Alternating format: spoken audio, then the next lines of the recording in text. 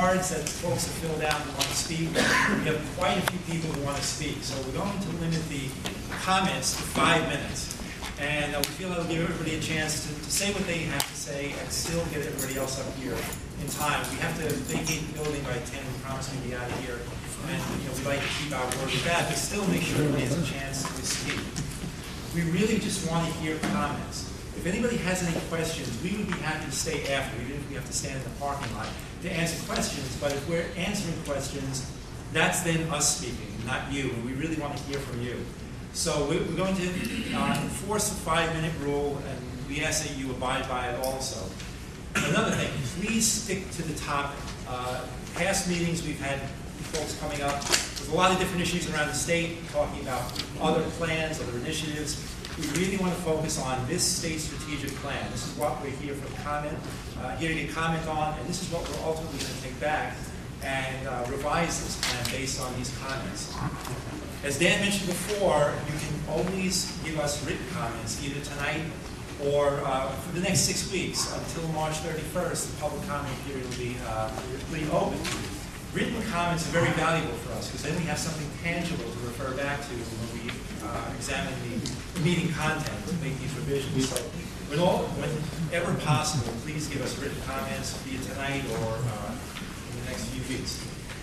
If you want, after the meeting, you can speak to Dan or I, and we'll give you our cards.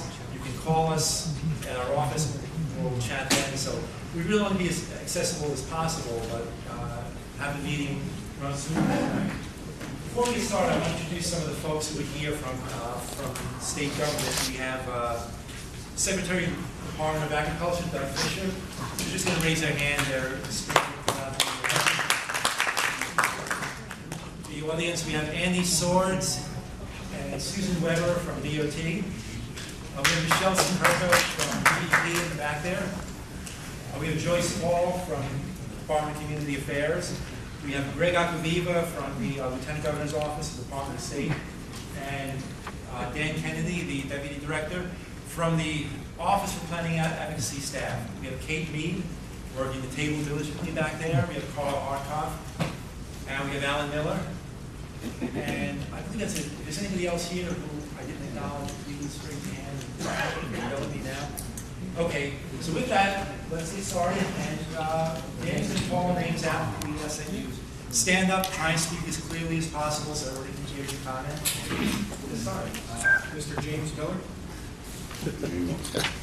Last to arrive, first stick there. You're lucky, man. Well, I got here last, so I guess it's biblical. The first will be last and the last first. I have a brief statement I wanted to read into the record. The new emphasis on strategic planning presents an important opportunity to re-energize the state planning process. New tactics and new strategies are needed to infuse this process with the vitality that's lacked during the past decade, a time when paralysis has characterized planning functions at the state level.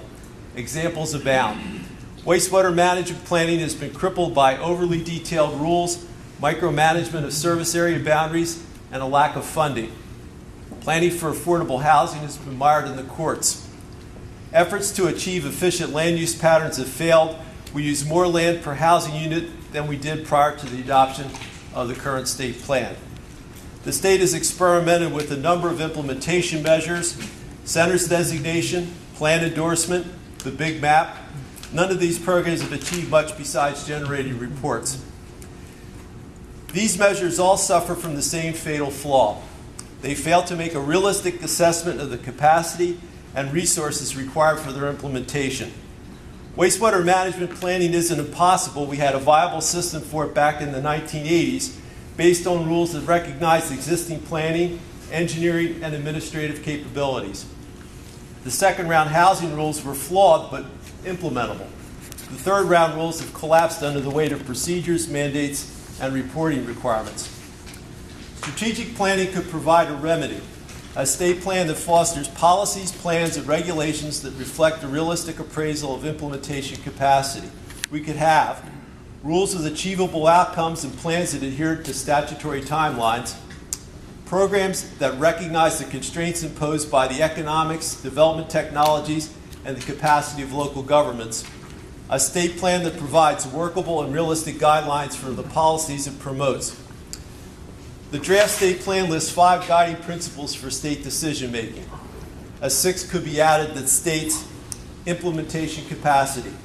The state planning measures and policies should reflect a realistic assessment of the fiscal, technical, and administrative capacity of the public and private sector entities that will be engaged in their implementation.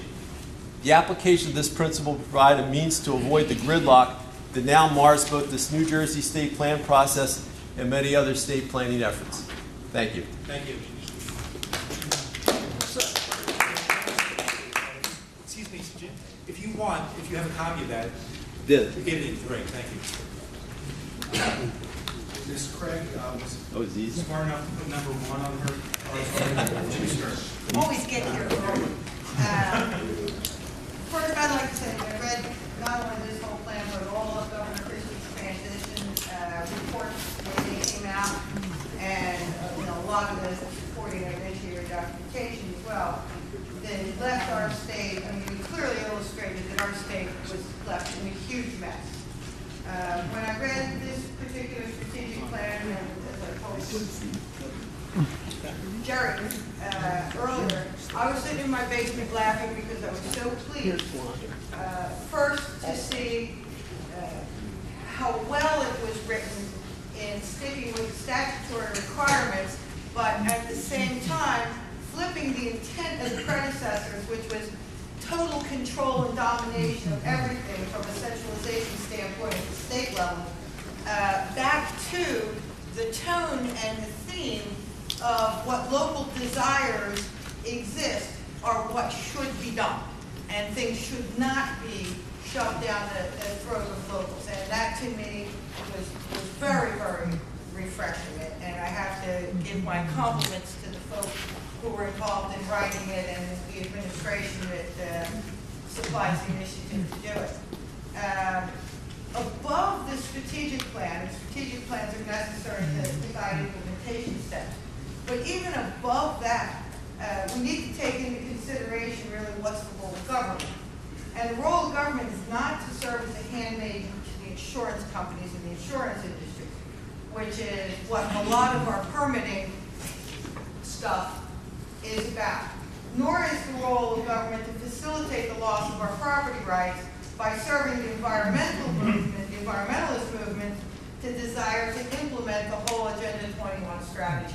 Now, I serve on my municipality's environmental commission, and without a doubt, the attitude exists within that environmental community that human beings are too stupid to own, maintain, or take care of their own property.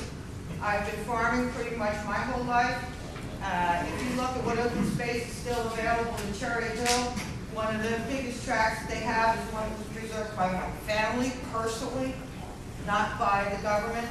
When it comes to selling our municipal lots and everything else, the environmentalists want to keep all of this stuff in the hands of the government and not allow private owners to run it, but private owners, in essence, have been shown, not industry mind you, but regular people, like the people who are in this room, are shown to be the best stewards of the land. I'm very dedicated to preservation of open space, but I'm also a systems designer. And the methodologies that we utilize now to preserve open space are ridiculous.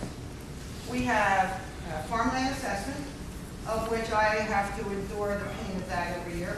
We have the tree steward programs and other things that require we pay government employees to get tax breaks to retain open space. The number one thing that drives the loss of our open space when it comes to private people owning it is the carrying cost. One of my recommendations for you to look into considering is to eliminate the farmland assessment program, eliminate the tree steward program, and any other program that requires a separate level of administration for open space, and look at your property tax rules that are standardized within the state and simply make the carrying cost of open space to be zero. Once the carrying cost of open space is zero, then private owners are motivated to get rid of it because they can no longer afford to carry it. The other thing that I want to recommend that you look at when it comes to implementation, because the strategy is a guideline, it's not a set of implementation details, is look at the permitting requirements from the bottom first, from the smallest. When you approach the small things first, you can make great achievements rapidly. If you look at the permitting, and I went down and I picked this up because I'm going to build a barn, a horse farm. And the state wants us to get permits for siding for our house, for heat, for our water heaters and everything else. None of these things that we do to our property, or to our private property, are public health risks in any way. Therefore, the government should not be involved in it in any way. And these are regulatory, not statutory, so these are things that can be changed within the power of the executive branch, and they don't require you butt heads with the idiot Democrats in the legislature. Okay? So look at those permitting things, get rid of them, and that will leave a great burden on individuals who are trying to build things that will foster economic development, but will be deterred by them. We can continue this later on, but thank you very much. That was a lot to digest.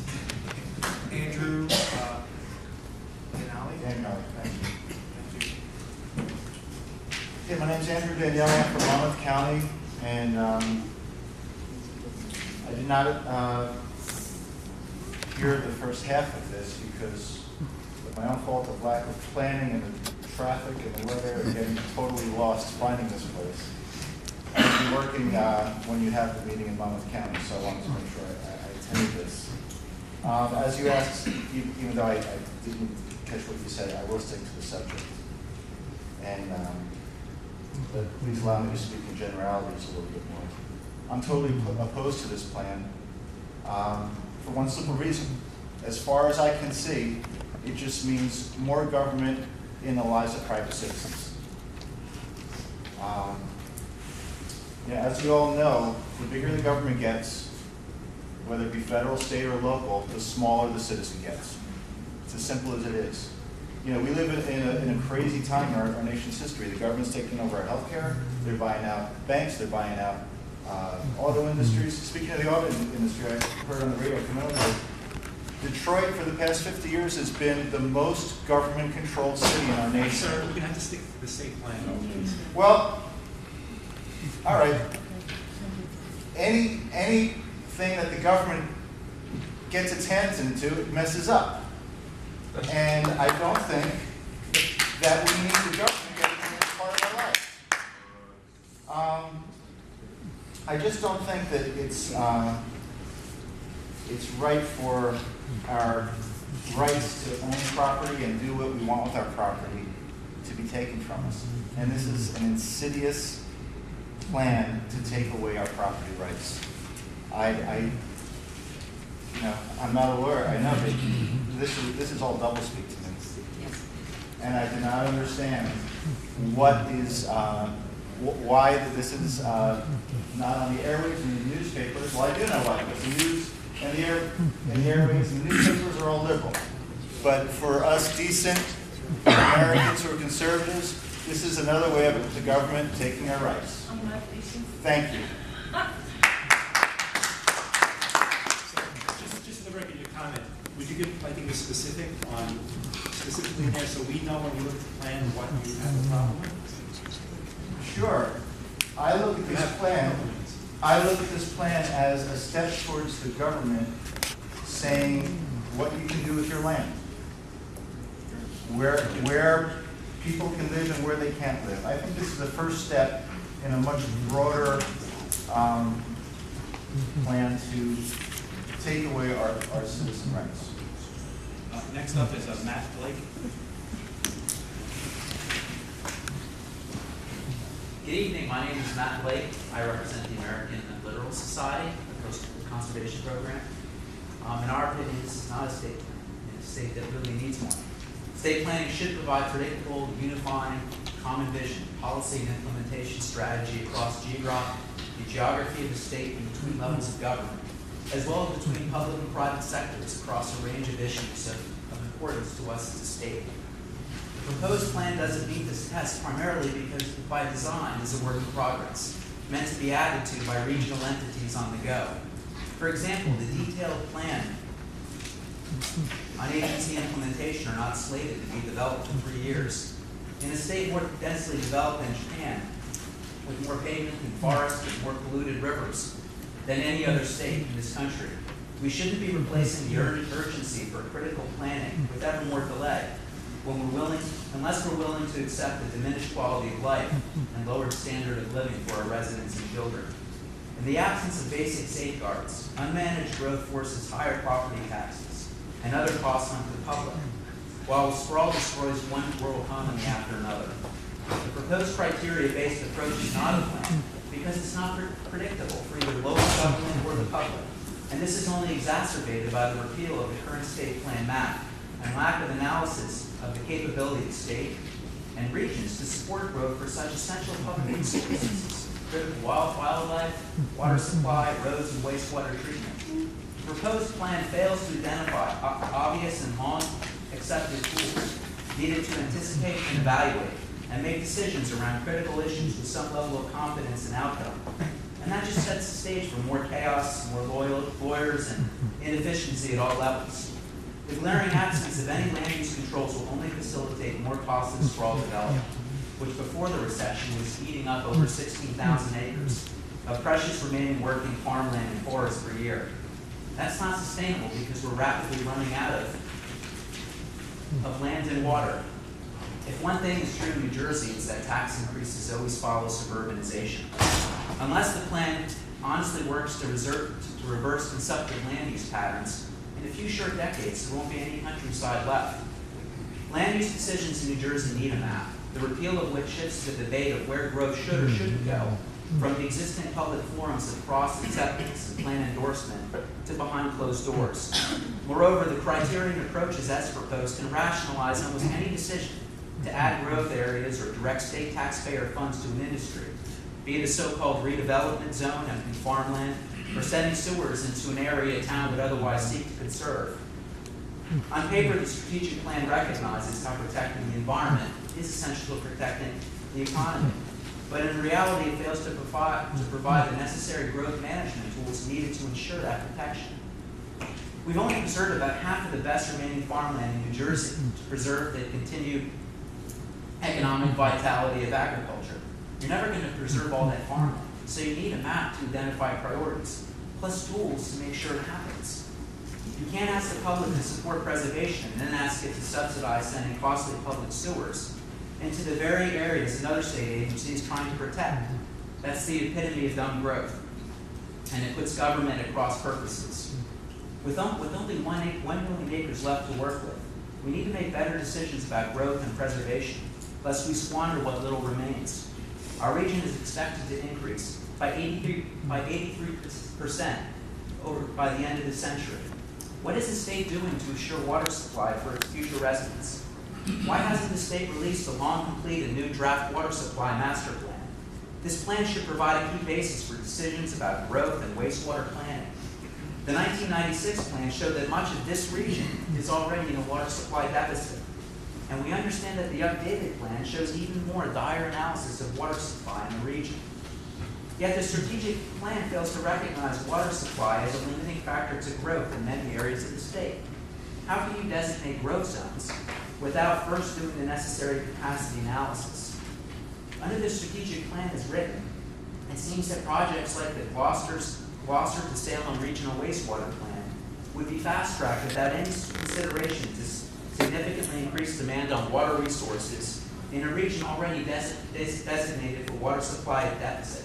That's planning in a vacuum. Reliance on acquisition and local TDR to manage growth impacts will not be sufficient to protect our most important open spaces. Finally, just a piecemeal preservation was enough. We've had it since 1960. That would have protected Barnegat Bay. But it's a polluted bathtub. We don't want that to happen down here. I live on the Delaware Bay, and many folks, like myself, who live down there, don't want to end up looking like the rest of the state in 20 years. Thank you. Thank you.